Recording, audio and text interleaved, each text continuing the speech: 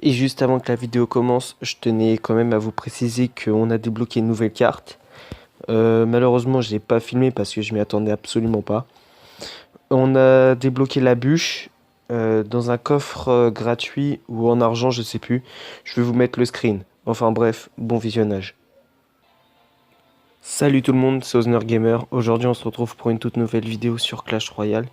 Donc aujourd'hui, ça va pas être une vidéo comme les autres. Aujourd'hui, je vais vous parler de mon deck. Alors, c'est un deck qui me fait monter d'arène en arène et je vous le conseille vraiment. Donc voilà.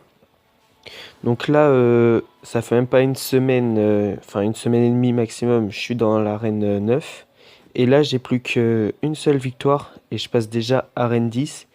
Donc voilà, franchement, je vous le conseille. Là, si on regarde après voilà, mon journal d'activité, j'ai beaucoup de victoires, victoire, victoire, égalité, victoire, victoire. Enfin voilà, franchement, je vous le conseille. Je vais vous mettre un petit screen de d'avant, enfin d'une ancienne vidéo, pour vous montrer le nombre de trophées qui a vraiment changé. Donc là, par exemple, on va regarder ce combat-là, pour que vous puissiez comprendre comment il fonctionne. Vraiment, c'est un très très bon deck. J'essaierai aussi de vous faire une petite vidéo sans légendaire. Un deck sans légendaire.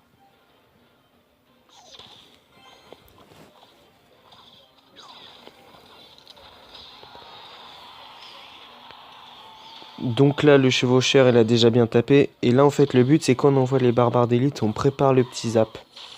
Enfin voilà, après, on essaye. Là, dommage. Sinon, j'allais l'avoir. Enfin, moi, j'essaye d'envoyer barbare d'élite et le zap.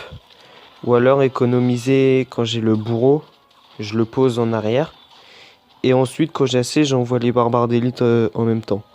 Donc comme ça me permet de d'avoir une bonne défense contre les petits squelettes. Parce que le bourreau, il est très fort contre ça. Et il peut bien aussi défendre, si on l'utilise bien, euh, les barbares d'élite aussi. Donc là, à droite, il utilise aussi une bonne technique. Comme ça, ma tour tape pas dans son chevaucheur. Donc là, il fallait que je défende, mais il m'a pris une tour. Mais c'est pas grave parce qu'on a un très très bon deck qui va faire qu'on va quand même gagner.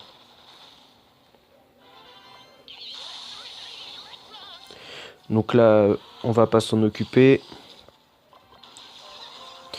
Et là, en fait, voilà. Là, après, on prépare le zap.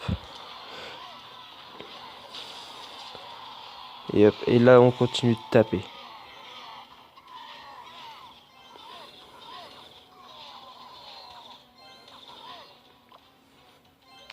Après, le zap chevaucheur, il peut aussi bien marcher.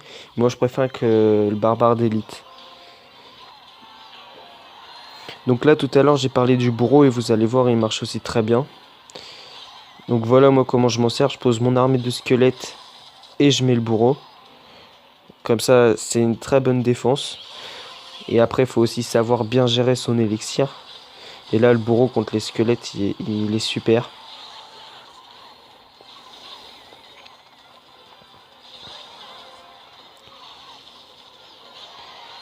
Là, comme on a bien géré notre élixir, on peut recommencer l'opération avec l'armée de squelettes et bourreau. De l'autre côté, il faut pas oublier de défendre non plus. La princesse, elle est utile aussi contre les cimetières, les armées de squelettes, tout ça. Franchement, ce deck, il est vraiment pas mal. Moi, je vous le conseille. Et là, voilà, le combat est terminé.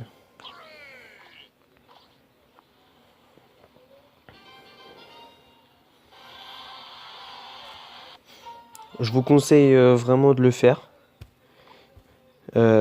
Après, entraînez-vous pour comprendre comment il marche. Donc là, voilà, franchement, il est vraiment bien. Je vais essayer de vous faire une vidéo, un très très bon deck sans légendaire. Ce serait vraiment pas mal. Donc merci d'avoir regardé cette vidéo. N'oubliez pas de vous abonner, de liker, de la partager. Enfin bref, moi je vous dis à la prochaine.